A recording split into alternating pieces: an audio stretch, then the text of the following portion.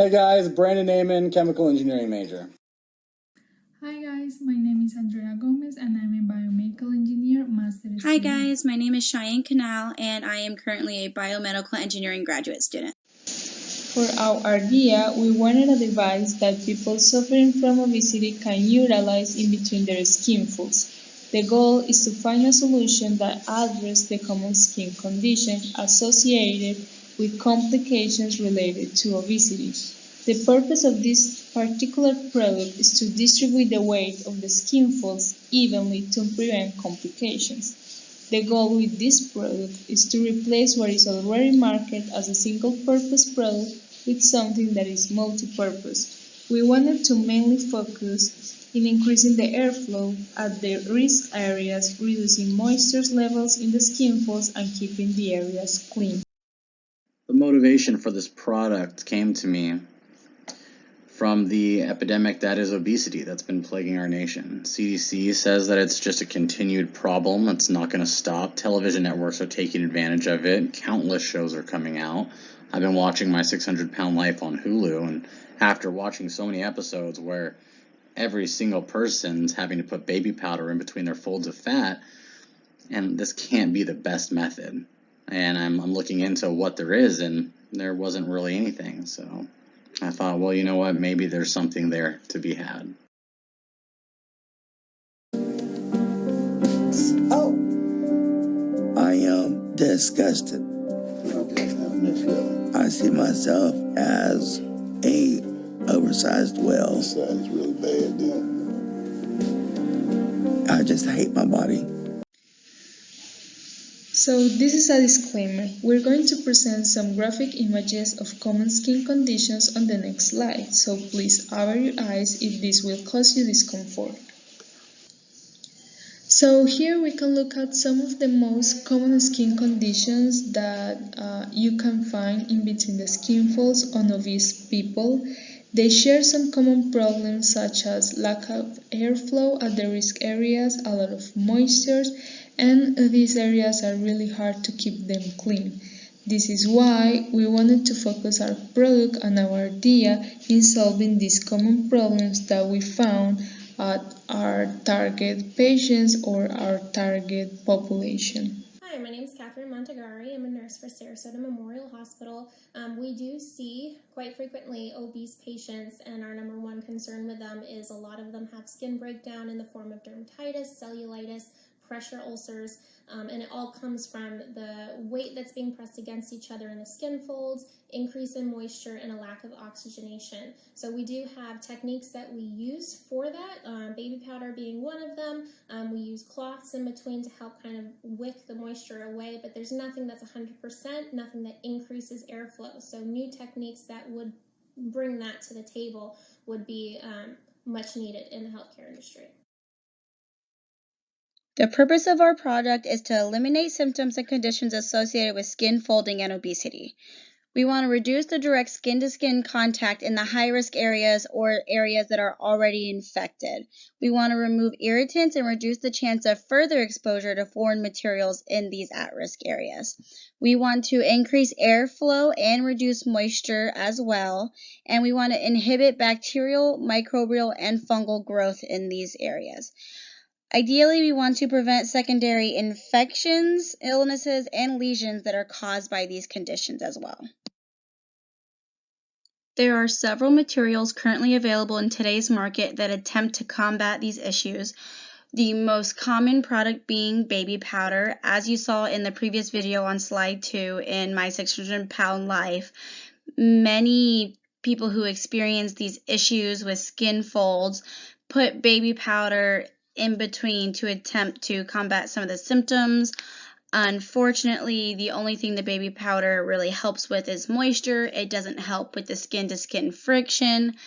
And often, even with the moisture, people are having to reapply the baby powder several times a day, and they're still dealing with a lot of discomfort.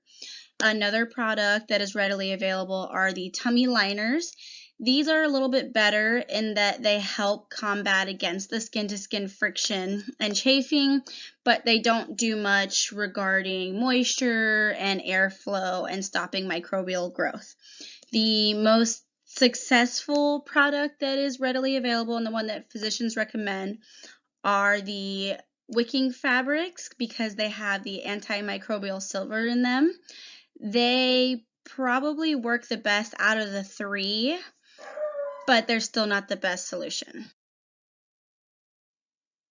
As stated before, the silver-impregnated wicking cloth has been determined to be the best solution. Research was conducted using these cloths, and while there was some results within the 5-day trial, they concluded that this product does not sufficiently assuage the symptoms of skin breakdown. Still, this is considered the best product on the market. As we can see, while the silver-impregnated cloth does offer certain benefits, it still leaves many unanswered questions regarding most of the issues with skin folding. Because the wicking cloth utilizes capillary action, it prevents absorption, which traps the moisture within the folds. So even though the physicians consider this the best option, neither this nor the other products mentioned offer long-term solutions, thus the need for a new method. Our product will solve the problems that these current products cannot, including providing adequate airflow and moisture absorption, reducing skin-to-skin friction, and inhibiting microbial, bacterial, and fungal growth. The bulk of this product is going to be nano-engineered hyperelastic polymer. The idea is to combine material with a 3D printer technology alongside a porous material to increase the airflow and add an antibacterial filament. However, adding silver ions may be the easiest path for the antibacterial properties and skip the filament idea. The silver ions would avoid complications with filament mixtures and structural integrity, as most of the antibacterial filaments were rigid, as you'll see later in the next slide. The goal is to print the material in a way that has support columns for even weight distribution with an open-faced wall for airflow. If the structure doesn't maintain its integrity and keep air channels open, we may have to implement a porous print in problem areas to maintain airflow, or possibly implement it along the areas that touch the skin. Utilizing antibacterial material is pretty important in this because I don't anticipate people removing it often. I think that's very realistic that this is going to be something that hopefully will be cleaned at least once a day, and I don't want it to be a problem where there's going to be growth. The product itself will be printed in 3 different sizes to fit everybody and meet everybody's needs. Expected issues and solutions. The first issue we may encounter is trying to find 3D printer filaments that will mix and function properly.